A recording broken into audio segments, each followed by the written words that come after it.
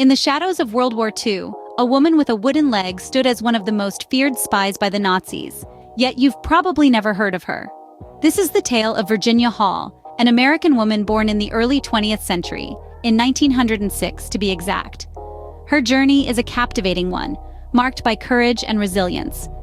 Raised in a well-to-do family in Baltimore, Maryland, Virginia was a gifted student with a knack for languages. Driven by her insatiable curiosity and thirst for adventure, she pursued her higher studies in Europe, mastering French, German, and Italian.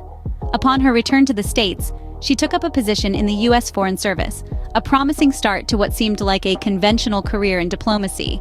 But Virginia Hall was not destined for a life of diplomatic receptions and pencil pushing. She had a different path in mind. Losing a leg in a hunting accident could have ended many careers, but for Virginia Hall, it was just the beginning. In the wake of her accident, Virginia Hall pivoted her life in an entirely new direction. She took up the mantle of espionage for the British Special Operations Executive, or the SOE. Now, this wasn't a role one simply walked into. Hall underwent extensive training, learning the skills and tactics that would serve her in the years to come. She was taught how to organize resistance networks, gather intelligence on enemy troop movements, and even sabotage Nazi operations. When her training was complete, she was deployed to France. It was here that Hall truly began to shine. She was a natural at espionage, using her quick thinking and resourcefulness to navigate the dangerous world of undercover work. She built a network of informants and resistance fighters, coordinated their activities, and reported their findings back to the SOE. Yet, there was one part of her that was impossible to hide. Her wooden leg, which she affectionately named Cuthbert, was a constant reminder of her disability. But Hall didn't let it hold her back. Instead, she used it to her advantage. Cuthbert became a tool in her espionage toolkit. She used it to store secret messages and other contraband, effectively turning her disability into her strength. As Hall's activities intensified, so did the Nazis' efforts to catch her. She was dubbed the Limping Lady by the Gestapo, who were infuriated and baffled by her ability to elude them. Despite their relentless attempts to capture her, Hall remained a step ahead, continuing her vital work behind enemy lines. Virginia Hall's story is one of resilience and determination. She overcame personal adversity to become one of the most effective spies of World War II. Her contributions were instrumental in the Allied war effort, yet her name is often left out of the history books. Virginia Hall, the Limping Lady, had become a thorn in the side of the Nazis, and they wanted her gone. But as we'll see in our next segment, the Nazis' pursuit of Hall would prove to be futile. Even when the Gestapo was hot on her trail, Virginia Hall remained one step ahead, always hidden in plain sight.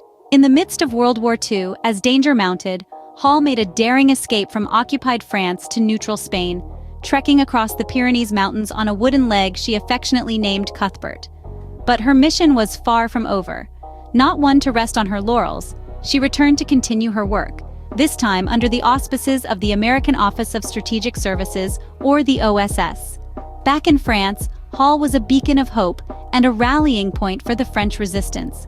She worked tirelessly to organize, train, and lead guerrilla teams. She helped to arm and supply them, to sabotage enemy operations, and to prepare for the eventual Allied invasion. Her courage and tenacity were a catalyst, sparking a flame of resistance that spread throughout the French countryside. But her work didn't stop there. Hall also orchestrated the rescue of downed Allied airmen, transforming the homes of sympathetic French citizens into secret safehouses. She created a network of escape routes, guiding these men back to safety and back into the fight. As the pivotal D-Day invasion approached, Hall's efforts ramped up. She collected crucial intelligence, scouted drop zones for paratroopers, and helped to coordinate the massive resistance uprising that would coincide with the Allied landing. Her work was instrumental, laying the groundwork for the successful invasion and ultimately, the end of the war. Yet despite her pivotal role, Hall remained an unseen heroine. Her face was unknown, her name unspoken, her story untold, but her impact was undeniable.